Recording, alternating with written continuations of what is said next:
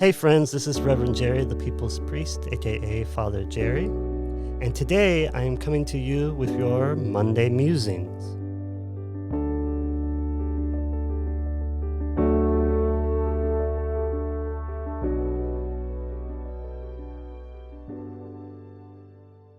So in the early church, one of the symbols that was used to help tell stories about the faith was an anchor. And the anchor represented hope.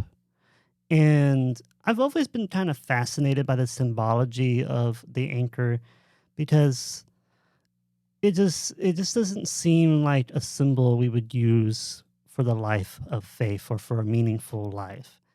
And I started reflecting a bit more about it, and particularly around hope. And one of the things that I find so fascinating about it is that an anchor is designed to keep you in place, to keep you grounded in a specific locale.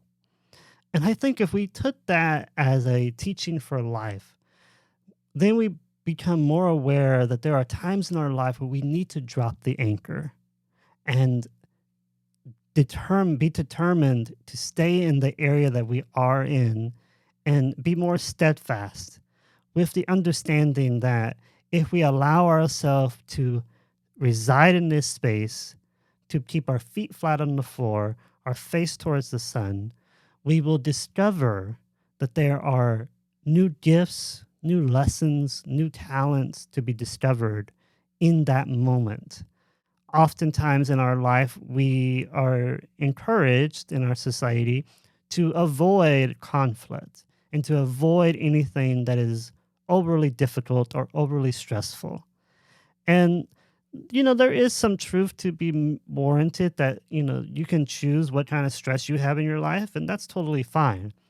But there also are times in your life where things happen that you kind of just have to step to it and allow it to not overcome you.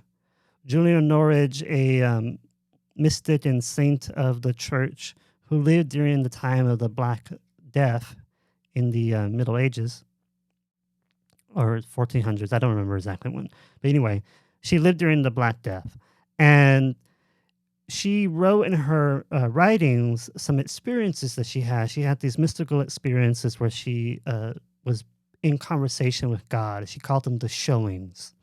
And in one of these showings, in this dialogue that she's having with God, asking God about why is it that we're going through this pandemic and all these deaths are happening.